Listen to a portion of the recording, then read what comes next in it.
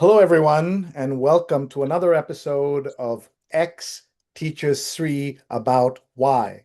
The letter Y, not why, but maybe why. Why would someone spend time like this with us? We are doing this so that I can learn from my cool friends, my interesting friends around the world. And this is episode two. Episode one was a conversation with Andy Rich, a master sales teacher and trainer, and he taught me how to sell anything, whether it's an idea, product, or service. And I believe in the 21st century, selling is a core skill no matter what you do. Today, we're going to go in a completely different direction. We are talking just before the World Cup finals. What an amazing month it's been. I was going to say year. It feels like a year sometimes. And Bobby Ghosh is going to teach me about the World Cup and the beautiful game. He's an editor, columnist, TV analyst, and I love his Twitter bio. Food, football, and foreign affairs, not necessarily in that order. Please subscribe to his Substack, ghoshworld.substack.com. And there's also bobbyghosh.substack.com. So I'll ask him how those two work. Are they the same thing? And should we be promoting another one instead of this? And then if you would like to nominate yourself or a friend to teach me something, please do. We want to talk to so many people in several different fields. And if you're wondering, this sounds like a show that already exists. That is true. There is a show called Pablo Torre Finds Out, which some of you know, and it's an incredible show. It's so successful that it won a Pulitzer, it won a National Magazine Award, it got nominated for a Peabody. It's now in partnership with the New York Times. And so that is a show at a different level, different scale, different ambition. We're just here to learn some stuff and to learn from my friends and basically help the folks who subscribe to my Substack have a bonus, a way to interact and talk to the people that I am lucky enough to know. So with that, let me bring on Bobby Ghosh to talk to us and spend time with us. Thank you so much for being here, Bobby. Hey, hi, Sree. Delighted to Thanks be for, here. yeah, thank you. We are usually seeing you on CNN, MSNBC. I just realized I haven't seen you physically in so long, but this is the thing with the TV world. Do you ever get that where people think they know you and have seen you recently in person? Yeah, sometimes people who are usually sleep deprived and are up in ungodly hours of the night will see me on TV and then recognize me afterwards in the street. Well, we Uh, should point out, yeah, we're meeting on February 17th at 4 o'clock, ahead of the yeah. World Cup, but also in the middle of a war that not enough people are talking about. Maybe it's because America has won this war 9 times already, I believe, according to the president.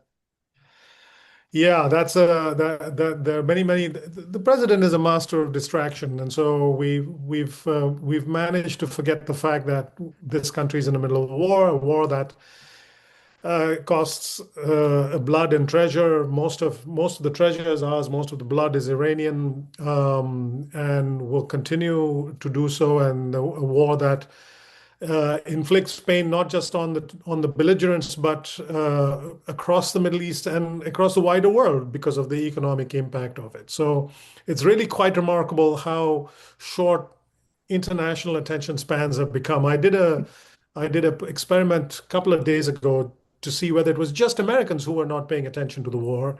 And I looked at newspaper headlines, went on websites of big newspapers around the world to see what page one was looking like.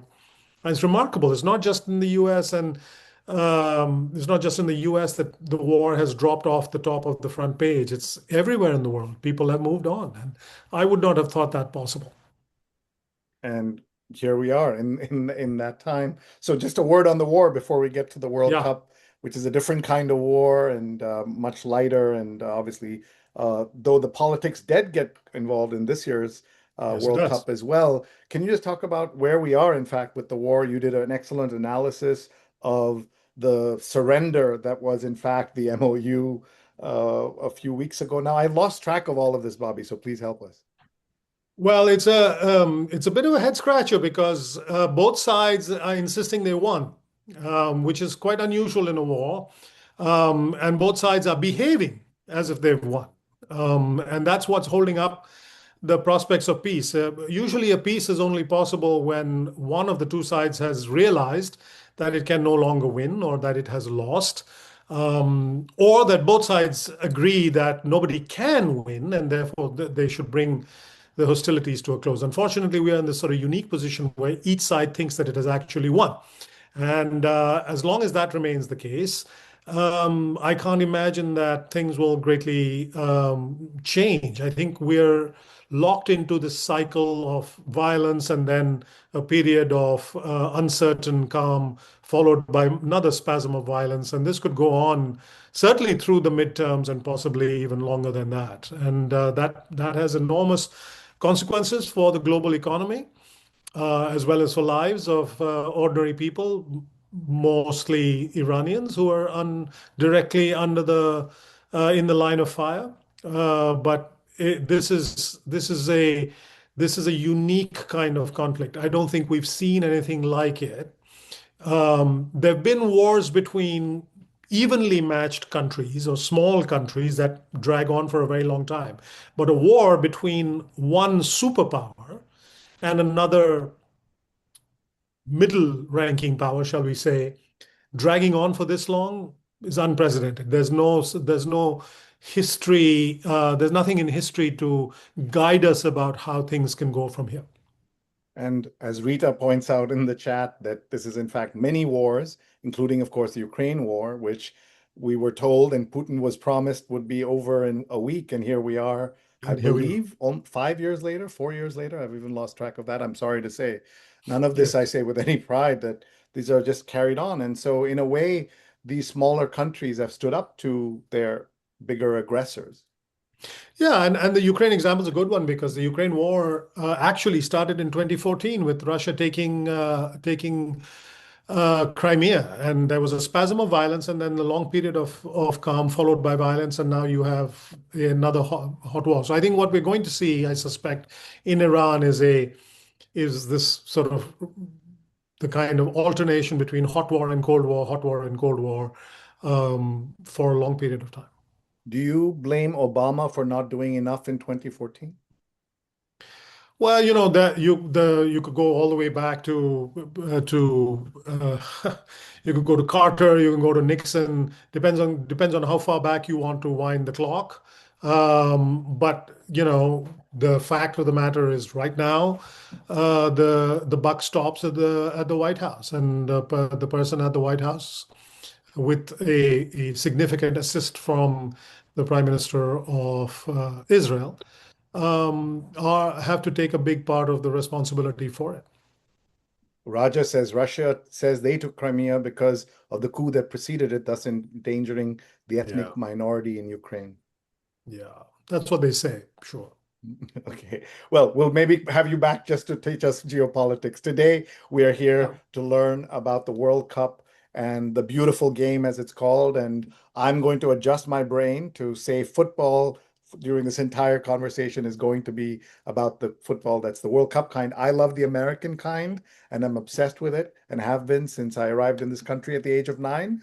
Bobby is editor, columnist, TV analyst, and I love his quote that I had read out earlier as well. Food, football, and foreign affairs, not necessarily in that order. So what is the order necessarily? Well, it depends on what time, what day of the week it is, and what time of day. At lunchtime, it's food. So I like to keep my options open. But those are the three, I would say, there's three big passions in my life, and I've been for many, many years. Great. So we're going to get started. And just to alert everybody, my son Krishna is here as well. Krishna, wave. Krishna is a big time soccer fan and soccer expert. He's going to jump in and help us. So I'm going to take him off camera, but he's going to come on and help us as I try to learn as much about the game as possible. First, let me ask you, what has surprised you about this World Cup? I know from my side, I was expecting it to be kind of a disaster off the playing field because of the Iranians, because of people afraid to get visas to come here, that the border stuff. How has that been in your mind? Well, I was anxious about those things as well. What I had not anticipated was the enthusiasm for among Americans to go to the World Cup. And I don't think we won't know until after the World Cup. There's been a proper postmortem, and we can look at all the numbers. Um, I think it's fair to say that um, had it not been for the current visa regimes and the current sort of state of play in the United States, there would have been more people coming for the World Cup. But the fact that it has not really affected the mood of the World Cup greatly suggests to me that plenty of people within this country were willing to go to the games, buy tickets. And that tells us about how far the sport has come in America. And it's consistent with a sort of with a rising level of interest that we've seen with every World Cup in America. People often forget that the United States is a soccer or football superpower in the women's game. So there's always been a very large American interest in football. And I think when people were calculating or anticipating the crowds for the World Cup, they may have underweighted the interest among American families because their daughters play football, and the willingness of those families to go to these games. And I think that's been a pleasant surprise. Um, Beyond that, there have been the performances of every World Cup produces a Cinderella team or two. This year it was Cape Verde, and to some degree the Norwegians. That was always that's always fun when that happens. The Norwegians, it would be an exaggeration to say that they were underdogs, but they were certainly not expected to progress as far as they did. And the Cape Verdeans were complete underdogs. And the fact that they managed to hold both the finalists of the World Cup, Spain and Argentina, they managed to hold them to nil-nil score lines or they were drawing with these teams in the 90 minutes in their respective games. Tells you a fantastic story about a small country that was punching way above its weight class. These guys have never qualified to play at this level of the World Cup before, and had the World Cup franchise not been expanded for this particular tournament, they would not even have come to America.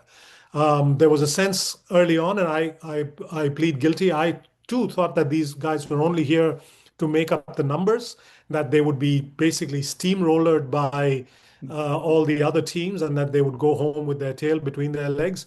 More fool I, and more credit to them for having actually gone home with their heads held high, and having made history for their own country, and having made friends and admirers all around the world. I think a country like Cape Verde will now reap the benefit of it, the tourism harvest. I was reading a story about how already tourist operators in Europe are reporting tremendous amount of interest in traveling to Cape Verde, and good for them. Good for them. Yeah. And the Norwegians kind of won everyone's hearts with their just enthusiasm, the way they played, the Yeah. way they were in the stands. Yesterday, I went to drop off my dad at the airport, and I saw two Norwegians in line, and I said, "You were robbed," and they kind of made a big noise like I would expect them to do, and then everybody Yeah. kind of cheered. Though Krishna had an observation about, there was something about these Norwegians that everybody embraced. If it had been kind of people of any other race taking over Times Square, Sitting filling on the up, ground. sitting on the ground, people would have maybe not welcomed it as much. What do you think, Bob? Well, we say that, but the World Cup has always been a part of the World Cup experience is for expressions of national character. So I'll give you two other examples. Now, they may not have taken over Times Square, but the Mexican wave, which is now ubiquitous, it's all over the world, um, came out of football, came out of the World Cup. Actually, the first time the world experienced a Mexican wave was at a World Cup. And now the Mexican wave is you see it in almost any sport anywhere in the world you go, and it's associated with Mexico. The name is the word is in the name. It's called a Mexican wave. Wait, so So this that's is one my raising example. my The other hand. example, Sorry, one second. This is me raising my hand as your pupil yeah, here. The Mexican wave, you mean just a regular wave came out of that, or is that a different Yeah, kind of it's wave? a wave of fans rising up Yeah. to cheer I had no and idea it was creating. anything to do with Mexico. So that's Well, yeah, well, that's where it came from. And now the second thing, Krishna, did you know that? Yeah. Okay, of course you did. the second thing that is another sort of interesting Rita didn't know that, by the way. Rita just says she didn't know. another interesting cultural sort of signature that's come out of the World Cup is what I call the Japanese cleanup. This began 2 or 3 World Cups ago when the Japanese fans really made a name for themselves all over the world. After the World Cup games, they would clean up their section of the stadium. They would bring plastic bin bags and gloves and they would clean up. And this went viral, and other country fans began to follow them. And it's now become a thing. Many countries take pride in the fact that their fans clean up after themselves. So the Japanese clean up is also something that is a sort of signature, is a kind of cultural marker that has come out of the World Cup. And I think the Norwegian row is could go the same way. I'm already beginning to see it pop up in other sports. The moment I see it turn up in an Indian cricket stadium, I'll know that it has gone. It has Around completely achieved liftoff. You know, that's around the world. because you see the Mexican wave in Indian football, Indian cricket stadiums all the time now. Unfortunately, you don't see the Japanese cleanup. Hopefully, that happens in India someday. And maybe you see the Norwegian row. If that happens, then we know that India has, India may not be much good at playing football, but if they can absorb some of these footballing cultural characteristics, then I think India would be a better place for it. One thought about the last thing about the Norwegian Row, we've already talked too much about it, is that, when they were coming, the ancient Vikings coming, it was not a good thing, right? They're rowing No, over to you. There's going to be no. pillaging happening and all kinds of terrible things are about to happen to you. Yes, that's right. It's interesting that they've been able to turn that around, and it's now become a kind of an instrument of soft power, if you like. It's a sort of, and this is a personal obsession of mine. I'm working on a book about soft power and geopolitics, and I'm constantly looking for, in this day and age, in an age when we all live through our phones, manifestations of soft power can come from all kinds of places. So on Sunday, at the halfway, the sort of during the halftime show, we'll see BTS perform. K-pop is a manifestation of Korean soft power. The Norwegian row may become, in time, a manifestation of Norwegian soft power. So you mentioned Indian soccer. We should first tell everybody that Bobby Ghosh played for the Kerala under 17 team. Kerala state is one of the 3 states in India which is actually cares about soccer in a big way. Bengal, Kerala, and Goa. And Bobby has connections to both Kerala and to Bengal. He lived as a young person in Kerala and is Bengali, from you can tell from his name. But look at this story, that they had once reached the World Cup and didn't play with shoes. There was all this story. I don't know if you read this particular story, but Yes, I can you do know talk a that little bit story. about India and its history? And I know Krishna has some thoughts about this. That's such a big country. Why can't India be good at this? So I'm going to bring Krishna on after you. Well, the story about the boots is often wildly exaggerated, and again, I'll confess that at some point I believed that story, and I actually put it in print.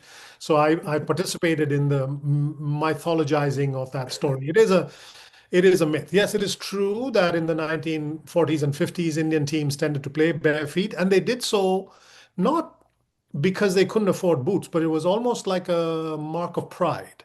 When Indian teams, during the colonial period, when Indian teams played against British teams, the fact that the Indians didn't wear shoes was seen as um, it was their way of defiance. They were saying, you can wear those big boots, but we'll play you with bare feet. Hmm. There was a certain braggadocio attached to it. So there was a culture of playing with bare feet, but that is not why India didn't go to the World Cup. India didn't go to the World Cup because A, back then the World Cup was not as big a deal as it is now. B, it was a very long way away. The Indian Federation was not very well organized, and it was an expensive proposition, and so they just didn't send the Indian team. And India did play in the Asian Games. India did play in the Olympics. Did reasonably well in both of those stages. But then the cricket bug took hold, and then cricket sort of swallowed everything in India. India, once upon a time, was a great field hockey playing nation. The That best in went the by the world. Yeah. wayside. Yeah. No. Football went by the wayside. Mhm. It's just one of those weird things. China, again, no real footballing pedigree at all, which is also mysterious. It makes no sense that the Chinese aren't good at football. They should be, but they're not. And so these are just, I think, anomalies that we struggle because the human mind is wired that way. We see an anomaly and we try to reverse engineer a rational explanation. Maybe some things are just not rational. All right, so let's bring in another generation's view on all of this. The Indian soccer, the Chinese soccer, Krishna. Talk about those two things. I'm sorry, football in this case. Yeah, I agree with the whole barefoot thing. I heard that my whole life. I believed it. But I felt a little fishy, the story. So eventually I did some research and realized that wasn't what actually happened. It just makes for a neat little story that people kind of Yeah. like to give. But I do think had India gone to the 1950 World Cup and even performed mildly well, had one iconic moment, one iconic goal, beat a team they weren't necessarily supposed to beat, that could have changed the trajectory of the sport forever in India. Because I mean, if that had galvanized the people, maybe it wouldn't have. Maybe it wouldn't have. Maybe Yeah. that's wishful thinking. But maybe if something they'd had their own, Cinderella story, then who knows? You know what did happen in the 1950 World Cup?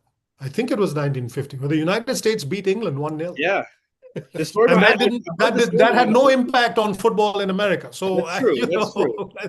it Yeah, took another 50 years before football began to really sink its teeth into this country. So I don't know, but it would have been fun anyway. It would have been an interesting sort couldn't of have hurt. data point. Yeah, And Krishna, what about China? What are your thoughts on why China China. hasn't? I think after years of questioning it, why Indian people were, or not Indian people, why India as a country is bad at soccer, or football, sort of come to an understanding of how that became to be. I don't understand why China is not good at all. That is something I just truly do not I'll throw in a third country. The three largest countries in Asia, Indonesia. No, I'm not really very good at football either. Yeah, I mean, if you look at the top 10 biggest countries in the world, out besides Brazil and maybe America and maybe Nigeria, almost all of them are terrible at the sport. You know, That's true. Mhm. I thought, Krishna, Pakistan's you terrible, had a thought Bangladesh is about terrible. China. China is so good at investing in trying to win things. Do you think if it put its mind to winning being good at soccer, it goes football, it could do that, Krishna? Maybe, but most of the things that are China putting its mind to it is the government putting its mind to it. I think for a country to get good at soccer, the people have to do that. So you'd have to somehow convince the people to care about it. And if you look at almost any country that's good at football, it's a country that's obsessed with it. We can talk about how everybody wants to be as good at football as Argentina, but are you willing to dedicate your life to it the way that it's seemingly the entire nation does? I watched a documentary on their biggest rivalry of River Plate versus Boca Juniors, and one guy was saying he missed his grandson's birth to go watch the game. One guy was saying his wife died, didn't go to the funeral to watch the game. It's like nobody would. You're not supposed to be that dedicated to a sport, but this is such a popular sport that in order to be the best in the world, you have to be irrationally and overly dedicated to it. It sounds like. And Well, what the about Chinese tried, Sree. About 15, maybe 20 years ago, the Chinese tried what the Saudis have been trying more recently. The Chinese did that before. And before the Chinese, it was the Japanese. They invested in a big professional league. They brought players from around the world, usually players who were slightly over the hill, but players well known. And they brought managers. They created a league with all the hoopla and television rights and things like that. It just didn't take. In Japan, it took a long time, but they were persistent and they managed to create a culture for football in a country where previously there had been none.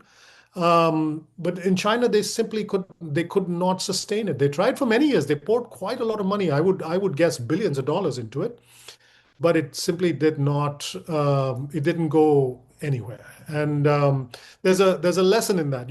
And there may be a lesson in that for the Saudis. You can't. It's hard. It's hard to manufacture this stuff. There has to be, as Krishna says, people have to care. It can't be done by fiat, by government order. And there are a lot of things in China you can do by government order, but getting people interested in football might not be one of those.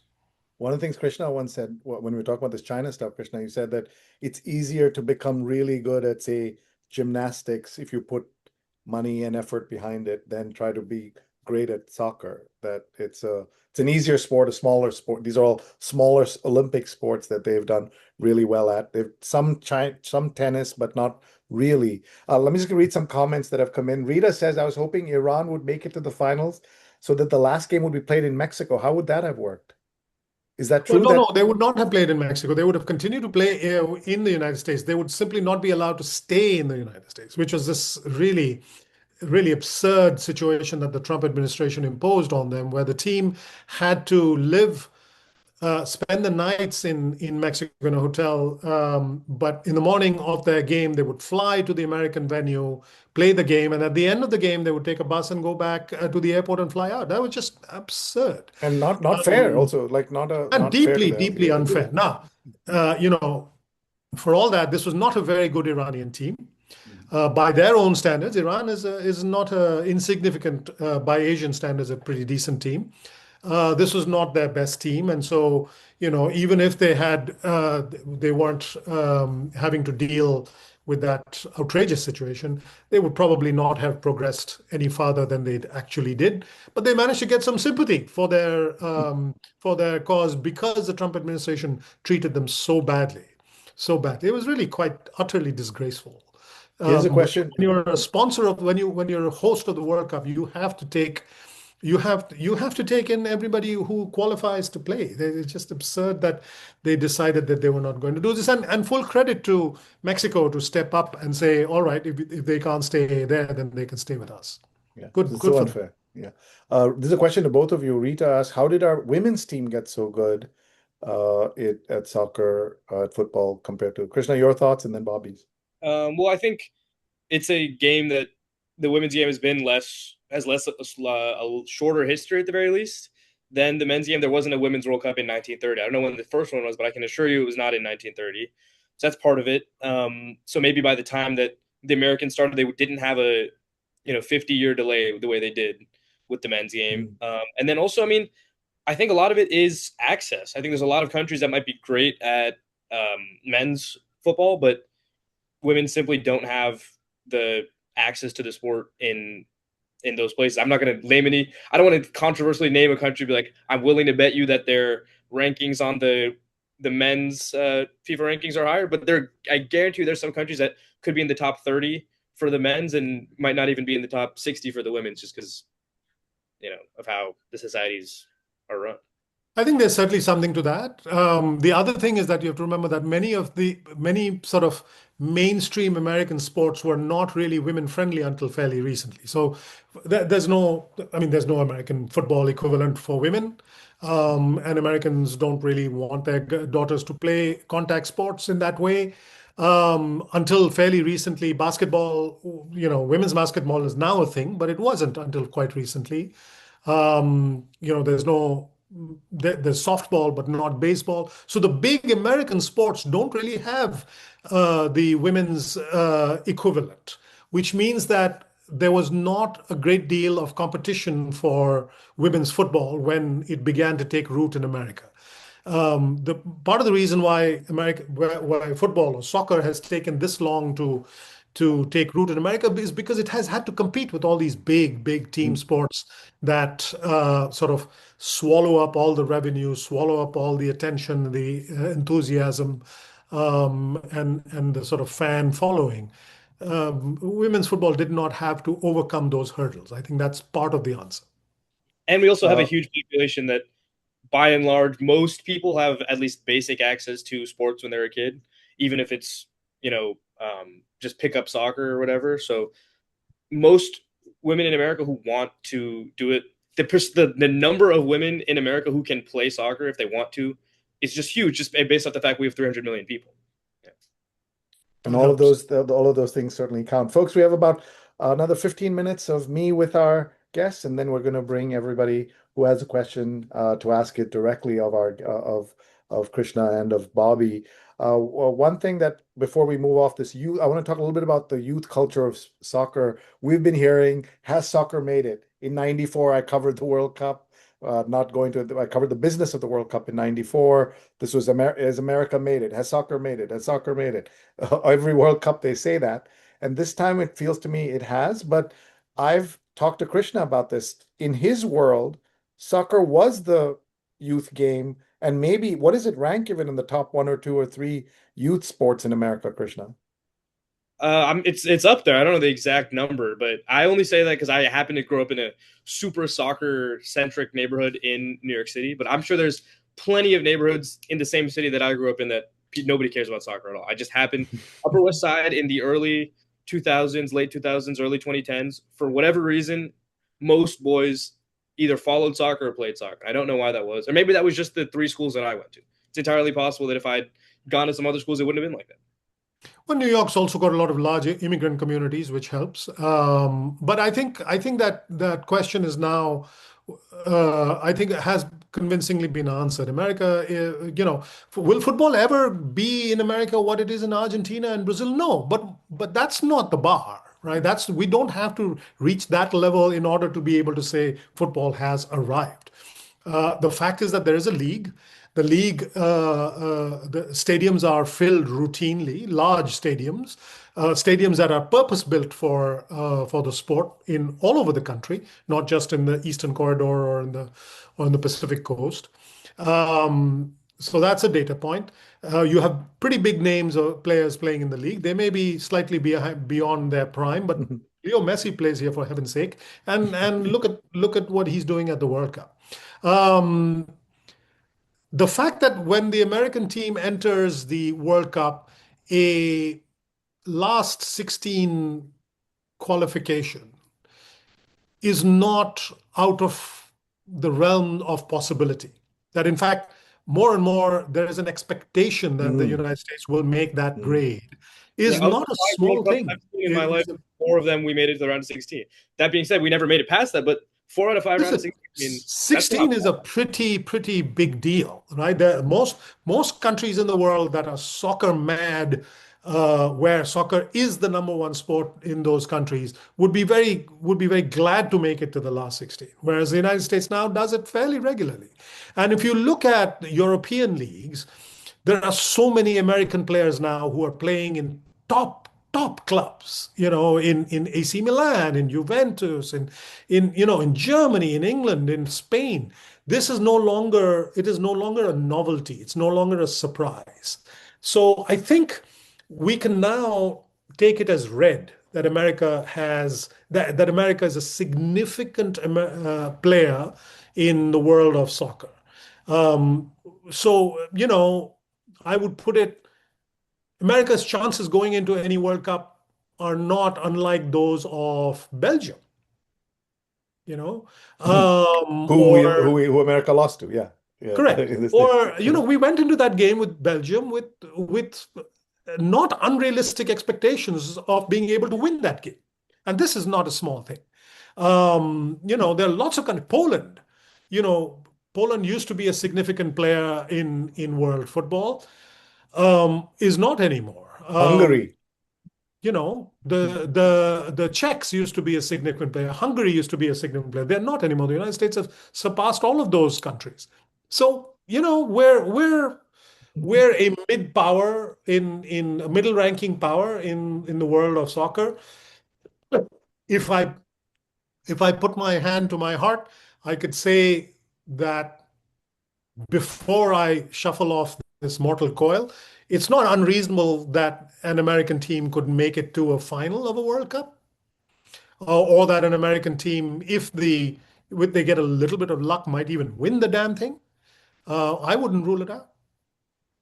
Well, Yeah, I think let's we've arrived. I think it's just as Americans, when it comes to sports, at the very least, we're the few sports that America does care about: baseball, football, basketball, especially basketball. It's like very clearly on aggregate the best team in the world, or even the Olympics, right? Like the most medals. I'm pretty sure by far are the U.S. So it's like I think people are looking at it as why aren't we doing better? Why aren't we doing better? Because they're expecting us to be able to compete with the very best. But I mean, I don't think we deserve to be any higher than we are, and we are pretty damn high. Top, I would say with confidence over the course of the 21st century, we're at least a top, 15 to 25 team, and that's not bad.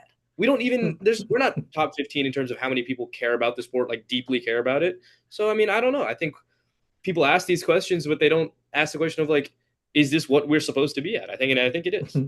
I think that's More this is a Americans great. care about football than there are Belgians. So That's true. But how many are obsessed with that? Maybe 47, yeah. All right, so we're going to look at some of Bobby's fun things that he's gotten to do. And Krishna, I want you to react as you look at this. This is you interviewing young Messi.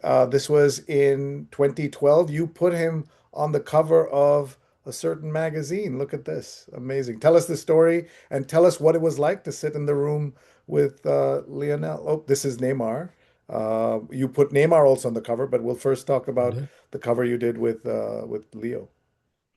Well, Leo, it's really fascinating. Back then, the story about Leo was completely different. And my cover story was basically about that, about how in 2012, he was already widely regarded as the greatest player, the best player in the sport, and one of the all-time greats. He was beloved in Barcelona. He was adored by the football playing world, but not by Argentines. Back then, that's what the subhead of that cover says. Leo Messi is the best football player in the world, possibly of all time. So uh, why won't his countrymen love him? At that time, the narrative about Leo Messi among Argentines was that this guy's not really one of our own. He left Argentina when he was a young boy. He grew up in Barcelona. He plays better for his club than he plays for the national team. He does not give enough of himself to the national team. This was deeply unfair and it hurt him deeply. And when I went to interview him, I discovered that he felt it very, very personally. The fact that his own countrymen were rejecting him in that way. And he was not the most articulate person. He was quite shy. He's still quite shy, but back then he was painfully shy throughout the interview. That picture that you put up of me was one of the rare moments, milliseconds, in which he looked straight into my face. Most of the time, he was looking down at the ground. He was holding on to the bottom of his chair, staring at his feet or at the ground below him. His answers were monosyllabic. He didn't really have a great deal to say about football. And that was very interesting to me because usually I've had the good fortune of interviewing other football players, and football players usually like to talk about football.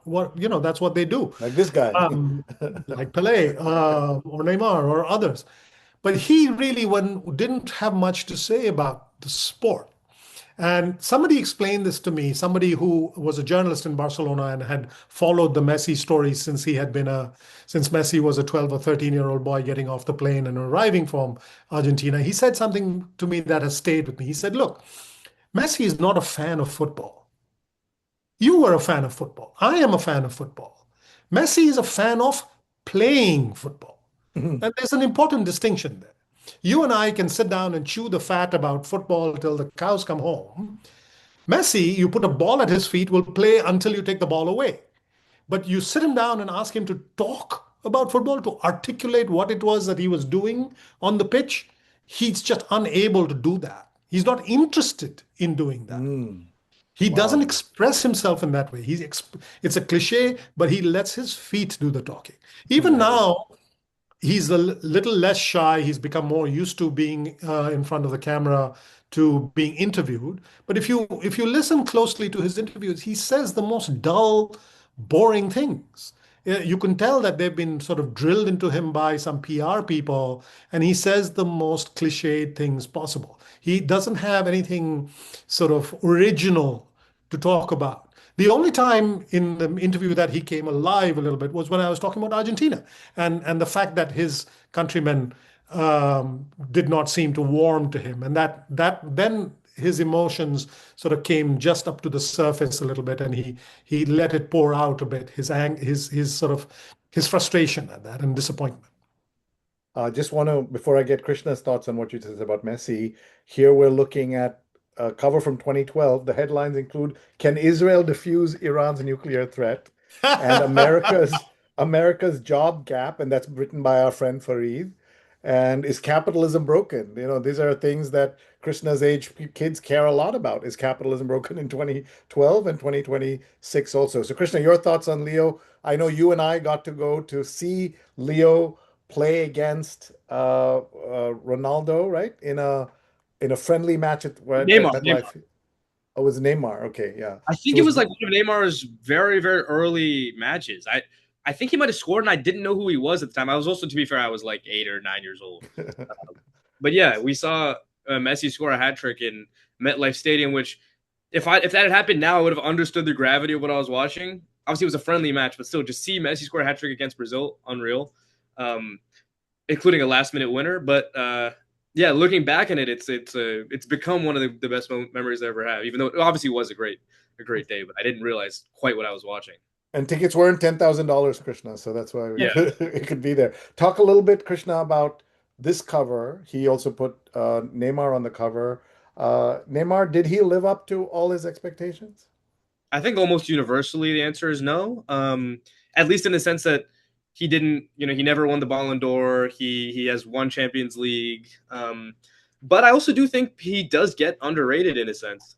It looks like am I frozen? Can you guys hear me? No, we can hear you. You're Oh good. yeah, I mean, yeah, if you look at any period of his career, at least before he went to Saudi Arabia, I don't know, I haven't really followed him much since he left there, but he always had world class statistics in terms of goals and assists per game. He just was constantly injured, and never really won the trophies that were expected of him, especially not the Champions League at PSG. But I think, I don't know, if you watch him play, I don't know, there's maybe one or two players you can say look more skilled than he was.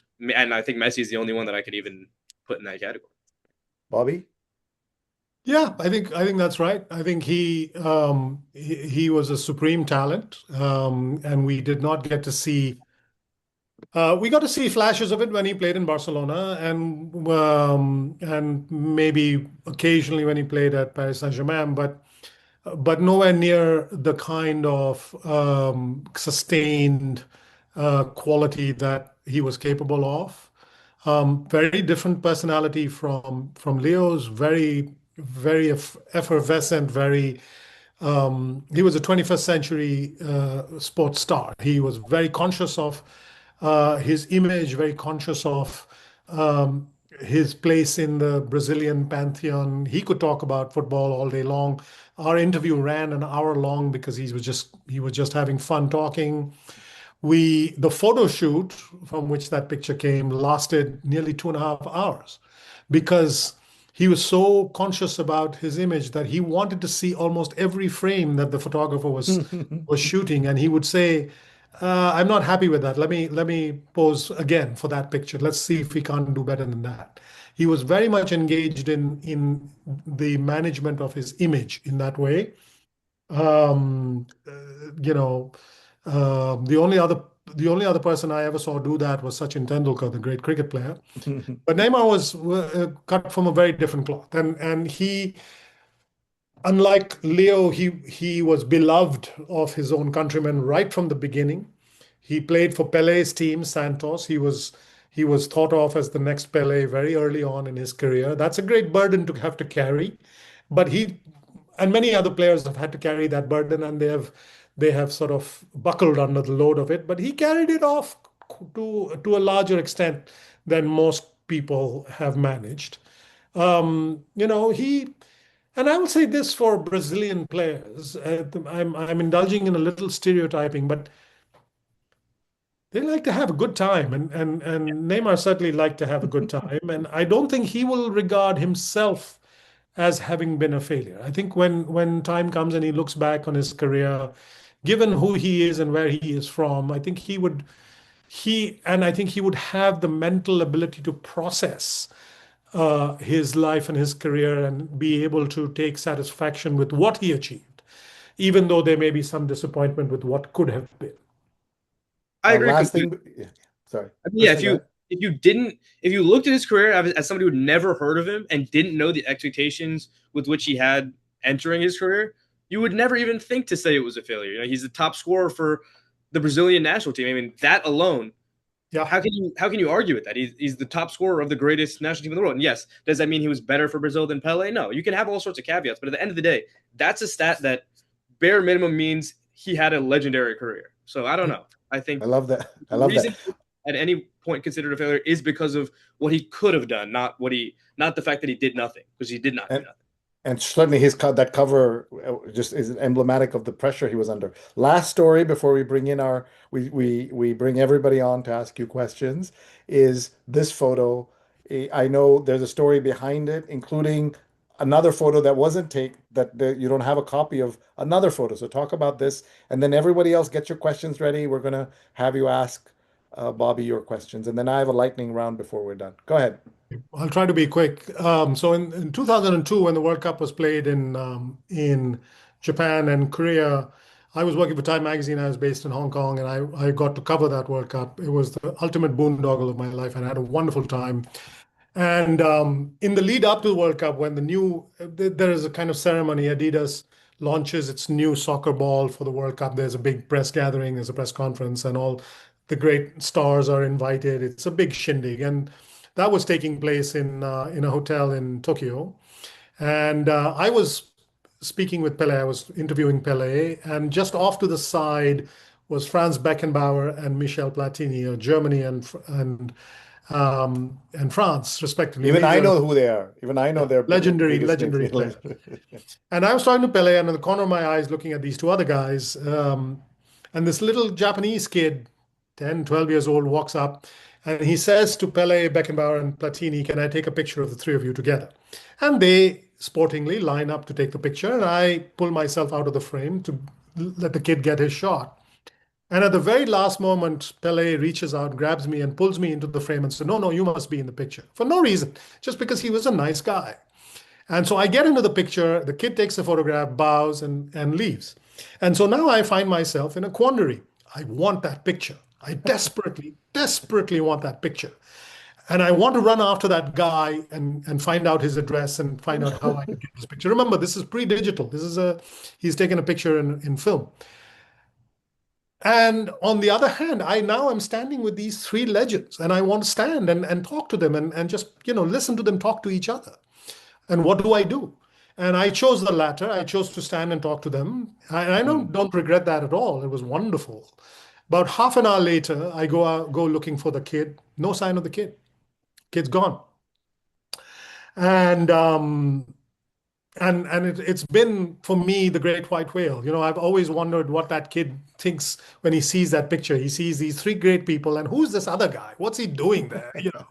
And so some years later, I wrote a piece in Time Magazine about that photograph that I don't have, and we published it.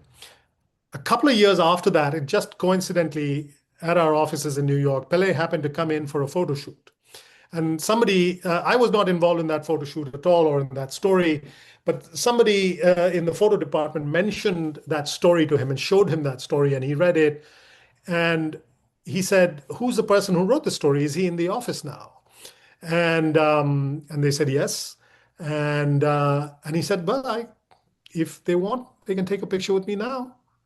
And Oh, so amazing. I'm in my office working away, and I look up, and there in the door is my friend Belinda Luscombe and Pele. I had no idea he was coming into the office. And he was standing there, and he said, "I understand you want to take a picture with me." And I was just beside myself. Who gets a chance like that in life?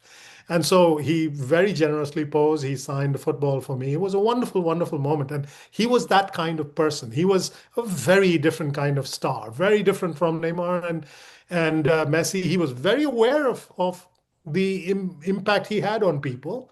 And he had been that way throughout his career. One of the great stories of Pele, my favorite stories of Pele, had nothing to do with football. Pele, in his early days, was a smoker. And it was not unusual in those days people weren't so conscious of the sort of, even professional athletes smoked. And he was a smoker. However, he would not allow himself to be photographed smoking. And the reason, he said, was that he didn't want kids to see him with a cigarette in his hand or on his lips, because he didn't want them to follow that example.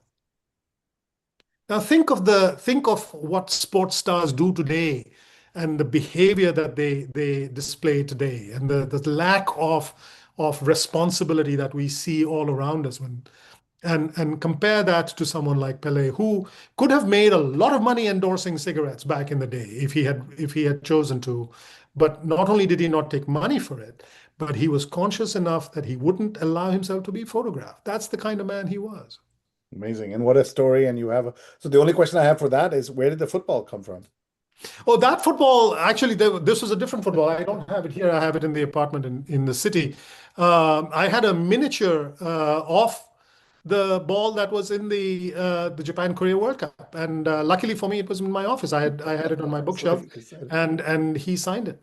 Oh, wonderful. All right, let's Prize. bring, thank you. This has been great. Let's get others to also jump in if they have any questions. I see Rita, Rakesh, please feel free to ask questions. We want to hear your thoughts. And this is a virtual salon, so we get to talk in a smaller setting.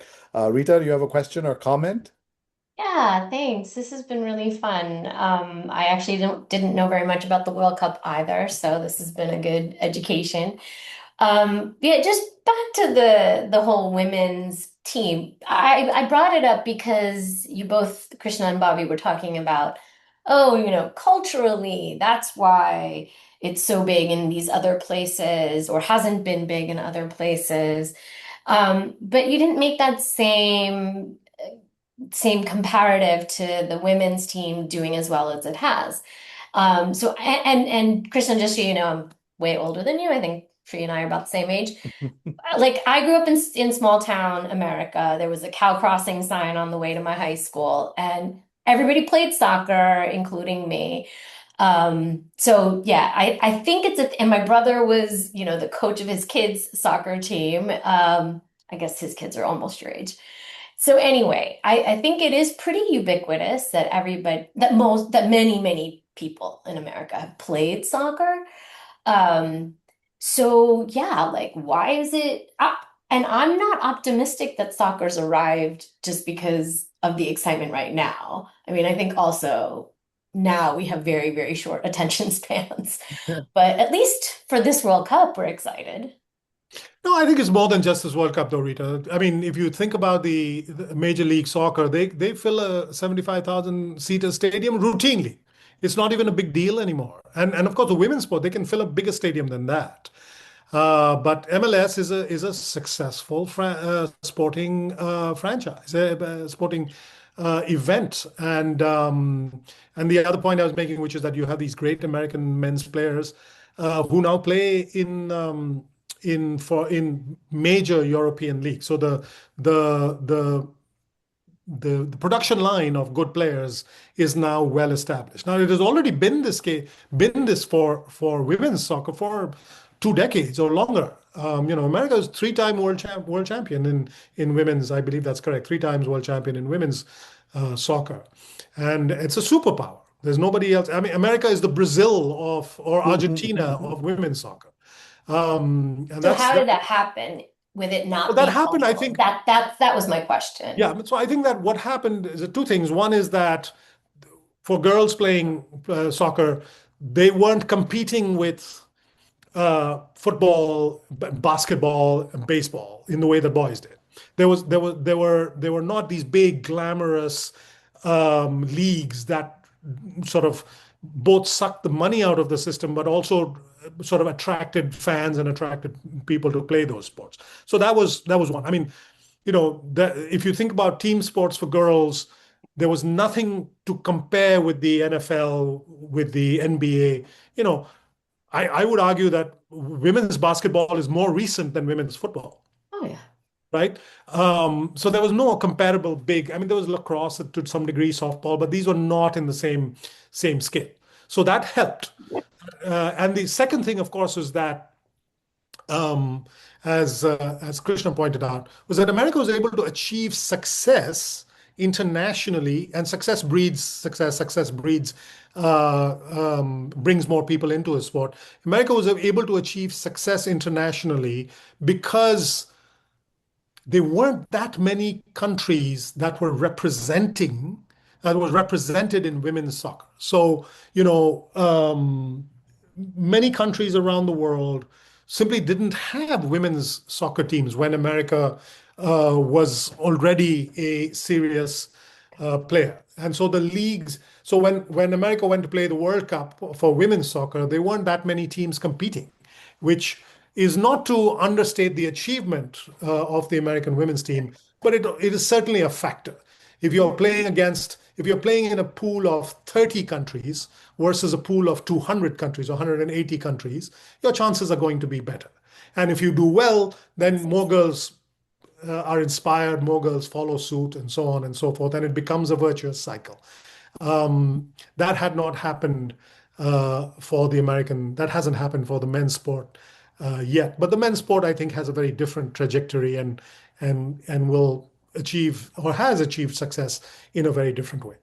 Yeah, I also Zach think is comparing women's soccer in America to men's soccer in America is the wrong comparison. I think you should compare it to men's basketball in America or men's football in America, where if you're a girl in America and you're good enough to play D1 soccer, you could be one of the best players in the world. Same with Yeah. if you're a boy in America and you play and you're on the University of North Carolina basketball team, you're not just a college athlete. Like, you are probably in the future or very likely going to be a multi-millionaire. You're going to be one of the biggest stars in the world. Michael Jordan went there.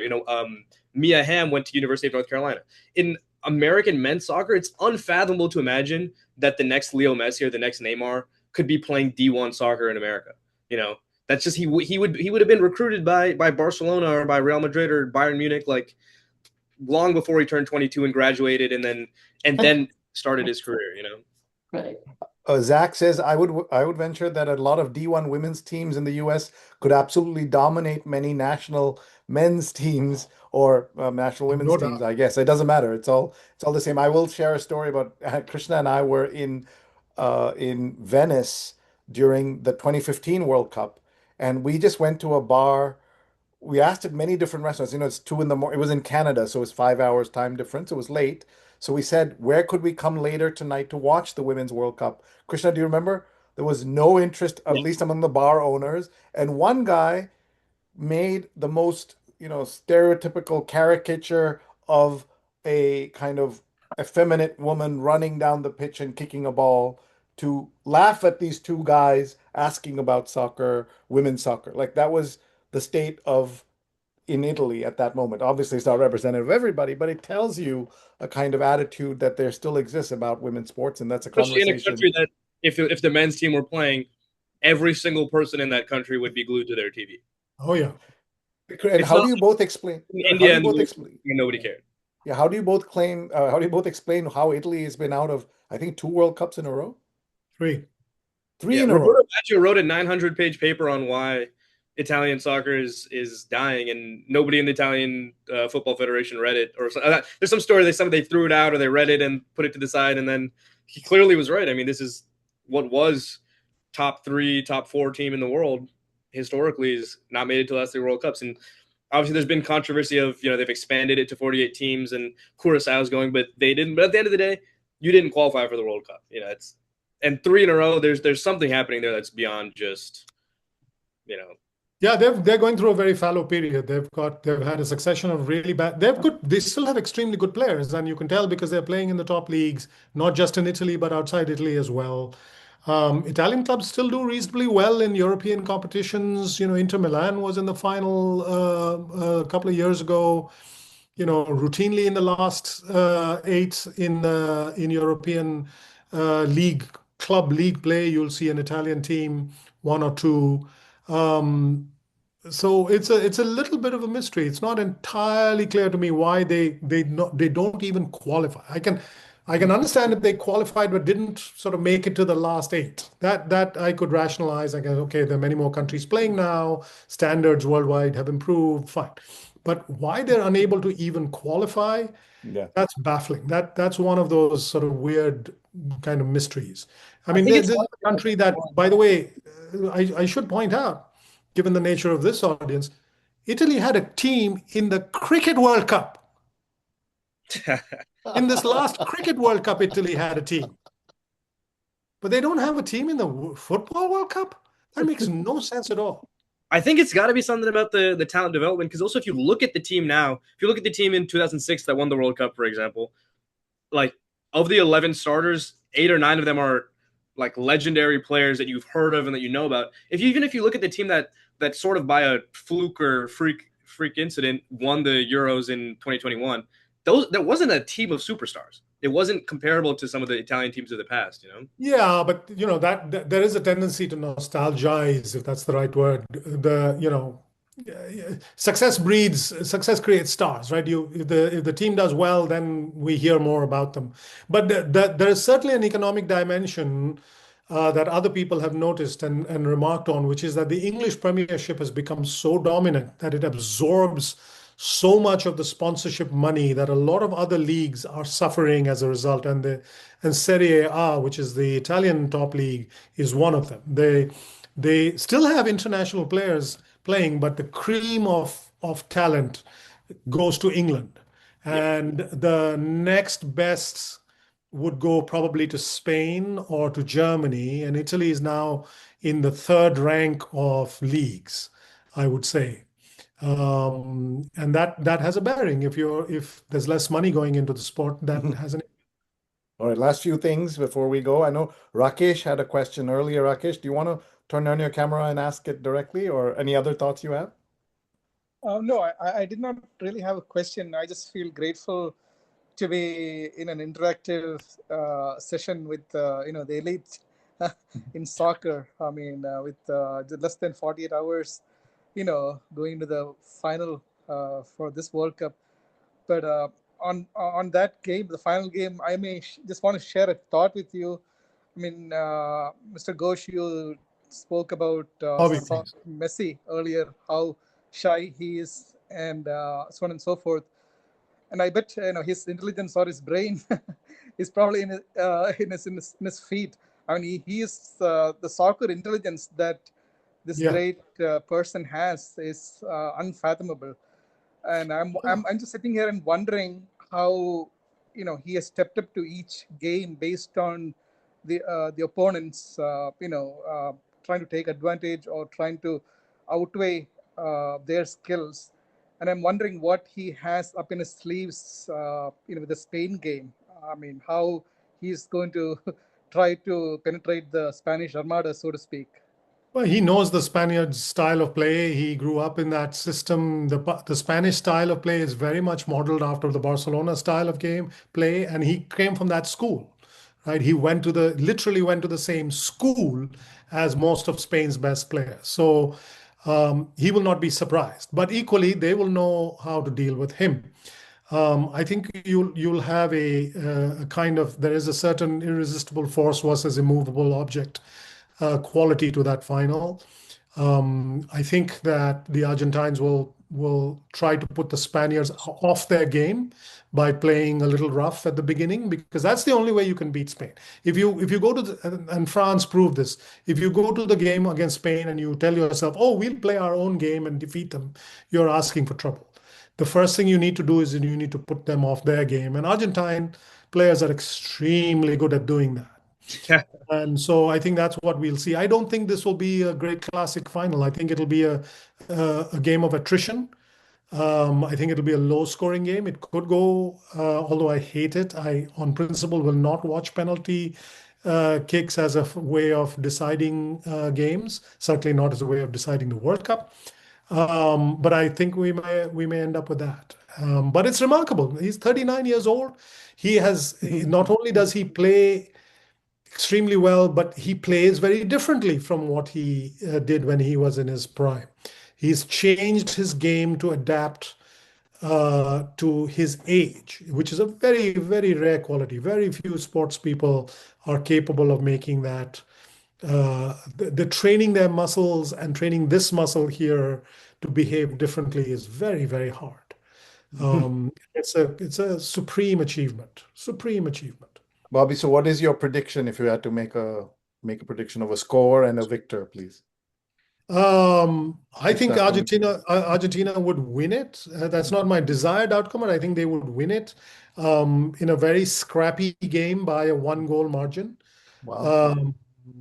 And if it goes to penalties, I think Argentina would win it too because they have the better goalkeeper. Krishna? I think 2-1 Spain wins in extra time. But yeah, I don't think it's going to be a very memorable final. I don't think it'll be a great final. I think honestly, this is probably the least interesting realistic combination of teams you could have had in the final. but yeah, just like Bobby said, the unstoppable force versus immovable object. I mean, Argentina. The reason I think Spain is just, yes, Argentina has shown that they're able to just get it done no matter what. But at the same time, this is a team that nearly got beaten by teams that are nowhere near reaching a World Cup final. And obviously, maybe there was a mental thing with Argentina. They hadn't switched on. They got caught by surprise. But the fact that Spain could really just neutralize France like that, a team that I thought was definitely going to win the World Cup, from that day on, I've been pretty sure that Spain's. I could be wrong. Obviously, this sport.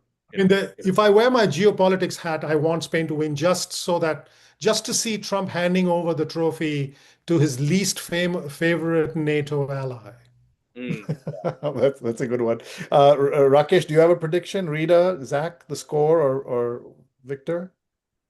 I mean, I don't have a crystal ball, obviously, But yeah, but I mean, I'm a big fan of Messi, and for that matter, I want Messi. I would like for Argentina to win. okay. I'm thinking that Spain is, more than likely they're going to win the World Cup this time. Okay. Rita, what about you? Just because of what Bobby said, Spain. Okay. And Zach? Spain, I think it's Spain can out boring like teams, and the last few years of Spanish football is they're just able to be more boring than everybody else, and they win that way. But I just wanted to note that we've been talking about football now for an hour and like 20 minutes, and I haven't even heard the name Ronaldo. And I think that's wild, actually, that Messi has surpassed him in such a way that you can talk about football. Because you talked about the greats, and you guys have not even mentioned Ronaldo. And it's really interesting because I know, Krishna, I'm sure you have a lot of thoughts on it, that like his fall off has been drastic, and he's like clearly been a lot. He was a liability. He was a liability in the last World Cup for Portugal too, but he is a Yeah, though I've always been a Messi guy, but between the two of them. But I saw this study, and Bobby, can you explain that study that said if you are a Ronaldo fan, you're more likely to have a right wing point of view, and Messi, not because each of them is right wing or left wing, but somehow their personality. I didn't understand that. Krishna, did you see that study? Yeah, I think it makes sense. I mean, if you just see everything about Ronaldo's personality, it's about braggadociousness, whatever the word would be, and he's got like a dictator's style of cult of personality a little bit, because there's still people to this day, millions and millions of people, who truly believe that Ronaldo is greater than Messi, and I'm not a fan of either of them, to be honest. But I can acknowledge Messi's greatest of all time, and the critical thinking that goes into in 2026 still believing that Ronaldo is better than Messi is the same critical thinking that goes into electing a guy like Javier Milei, or I guess that's probably the worst example I could have used because he's from Messi's country. But I was trying to think of a right wing idiot, and that was the first one that came to mind. But you see what I'm saying? Yeah, I totally. Bobby, what about you? Yeah, I'm very skeptical of that study. Frankly, I find that a little dubious. I saw the headline, but I did not look too closely into it. But I'm very doubtful about that sort of thing. Messi is beloved by the same people who love Millet. So Yeah, exactly. So how does that work? Yeah. And Portugal does not have a right-wing government. Rakesh is from Kerala, like Krishna and I are. And Bobby, though, played for Kerala under 17. Rakesh, you will know this, that people in Kerala are obsessed with Messi, and somewhat to Neymar also. And my dad was saying that if Argentina had lost, Keralites would have been in deep, deep mourning. I don't know if you've seen that in your family, Rakesh. No, yeah. I mean, I've seen, posters of Messi in remote places where you would never think that he would be showing up there in distant villages. So yeah, I mean, I was not surprised though, because he's such a famous person there. Now, going back to Kerala football culture and Mohan Bagal, right, in West Bengal, I think those are two states, and of course some in Andhra too. But yeah, definitely I'd like to see India, step up and show some talent in soccer. I mean, we have what 1.23 billion people, and if you look at the per capita goals in World Cup, you're probably I don't know, China and India are there in the same rank compared to Uruguay, it's or even Cape Verde, Yeah, right? Uruguay won the World Cup in 19, what year, Krishna? Twice. 30? 30 and 50. Yeah, Correct. so Yeah. they won it twice. Yeah, so that's crazy. Okay, before we wrap up, a story about Maradona, since we are going to into a final. My dad went to a hotel in somewhere in Kerala where they said we're going to put you in the Maradona suite. So they said, why do you have a Maradona suite? Because he came and he stayed there, spent a night in that hotel, and they've preserved everything from his stay there. This toothbrush is preserved, even some chicken bones have been preserved in that room. And my dad said, get me out of here. I don't want to be in this room. But people pay a premium to be in the Maradona suite. So that is special. I want to talk about, I said I promised quick questions, quick answers. Kylian Mbappe, I was cheering for him because I learned from Krishna that he's a outspoken, progressive voice in football compared to a lot of other people. In France domestically, he's pretty outspoken against the French far right. So that's great. So can he still surpass Messi even though he lost this round or didn't make it in this round? I don't think as a total career. I think as a World Cup player, though, 100%. Especially if Messi he'll take over. I think he'll overtake Messi in the number of goals because age is on his side. But will he win 2 World Cups or take his team to 2 World Cup finals and win 2 back-to-back European things? I doubt it. Okay. And he's in some ways his game is more similar to Ronaldo's than Messi's. He's much more about himself than the team, and I think that'll get in his way unless he can evolve out of that. Okay. Last thing. But he's been at 3 World Cups and has never once had anything remotely consisting of failure, especially the first two. Like, the odds of him having the equivalent of Messi's 2006, 2010, 2018, all 3 of those, I mean, that will, even if Messi does win this one and he ends up with 2 and Mbappe doesn't end up with 2, I think there's still maybe an argument that at least just in terms of World Cups, it'll be between Mbappe and Pele, perhaps. Yeah. So last thing I want to talk about, and this is where you teach me as a novice to soccer. One is I actually like penalty kicks because it reminds me of American sports, right? Like where do or die, it comes down to something. So I like that. Second is the time thing. Why the heck is the time so fungible? And the referee has so much control. In American sports, apart from baseball, we like the countdown. And the last thing, the flopping. Oh, why this flopping? Why is the acting so bad at that level? Krishna tells me at his level, he has never taught to flop, never any injuries like that. Entire time, I played soccer for 10 years, never ever saw somebody roll around on the ground in pain unless they were badly injured. So anytime anyone did that, they couldn't get up and keep playing. The way you see a guy roll around in professional soccer and then just keep running 10 seconds later, I've never seen that in real life with my own 2 eyes. So I don't know. What I always say is at some level of skill you reach where that becomes acceptable. And I never reached that level of skill, I guess. Bobby, what is your thoughts on those 3 things? I think it's a form of cheating, and it's one of those disgraceful aspects of the sport, and it has gotten worse over the years, and it sort of fills me with dismay. And if I ever give up on football, it'll be because of that. It won't be because of FIFA, although I have my days.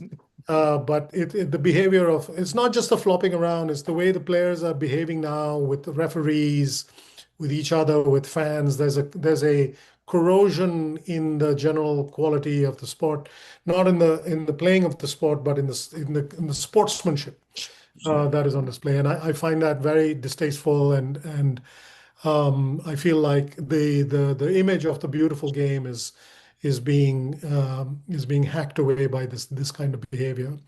Referees tolerate it; they should not, and fans tolerate it, and they should not. And you don't see it here, Krishna. But if you watch, and I've seen this, when we lived in London, you're walking by a park and you're seeing some kids play football, and somebody has fouled somebody, and they'll roll around on the ground because that's what they've seen on TV, and that's how they're behaving. And then if a referee gives a controversial decision, the players small kids will crowd around him. The parents will go and assault him. These are things that are making the sport less attractive all the time. And if the authorities don't step up to rein it in, they will do lasting damage. Quick thoughts on the refereeing with the timing. Why is that a thing? Yeah, it's stupid. I don't know why they don't I don't know why they don't have the American style. Put this on a clock so that we can all see how much time is left. They should not be down to an individual one person's gut feel of the game. We are taking out the referee's gut feel on important decisions. Why, if we don't trust the referee's eyes where to decide fouls and penalties, why should we trust his sense of timing? It makes no sense to me. All right. Last Although, thing, Rakesh. that's less, that bothers me less. It's the flopping around and the misbehavior of players that bothers me. Okay. Last word, Rakesh. You had a question or comment? Yeah, like, just a quick question for Mr. Ghosh again. Speaking of physicality in the game, teams like Japan, I feel that they're really talented and their technical skills are superior compared to many of the teams that played World Cup this year. But then their physical strength to endure tackles from an opponent team, especially in the box, right, where shoulder pushes or, pushing a player down without getting a yellow card or a foul, they may not be that, high, or they may not be that strong to face such type of situations. So given that, those are skills in I don't know soccer if I these buy days, that. never I don't know. succeed I don't know if I buy that. I mean, the Japanese are not as small as they used to be, but particularly the athletes are pretty big. And football is a sport where there have been, plenty of small players, Messi himself, but there's a long track record of small players doing well. Having a low center of gravity is a different kind of advantage, particularly in the box. The ability to accelerate quickly and then turn on a very short sort of, I don't know the right word, but turn on a dime. Having a low center of gravity actually is a big advantage. I can think of any number of great players who are not very big. Gianfranco Zola, Romario, Bebeto. These are all small, slight players. Maradona was not very big. So I don't think that's really as much of a problem as, the Uruguayans are not particularly big. Lots of Argentinians are not very big. And if size was a significant reason for success, then the Norwegians would be blowing everybody out of the water. All right, thank you. There's also right. there's a maximum size you can have where there's reason there's no all-time legends above 6'5", the way that there are in other sports. I mean, maybe Zlatan Ibrahimovic is pushing the limits of how tall you can be while also being good at soccer, but there's a reason why, LeBron James, if he tried to play soccer, I'm sure he wouldn't be that good. Yeah. All right. Last thing to tell you, everyone, please subscribe to, is it ghoshworld.substack.com or is it? Yes. The other one is, also- I don't know who owns the other one. That's not mine. This is mine. Really? Okay. Ghoshworld.substack.com. Everybody, please subscribe. So what we'll do now is we'll take this show and we're going to write this up for Sunday as a prelude to the World Cup final. We're super grateful to Bobby for being here, for everybody who could join us. Thank you for participating. I'd love your feedback about how all of this is going. And thank you so much for your time, Bobby. This is an immense Thanks for having gift. me. It's been fun. I'm super grateful. Thank you, everybody. And I'm stopping the recording.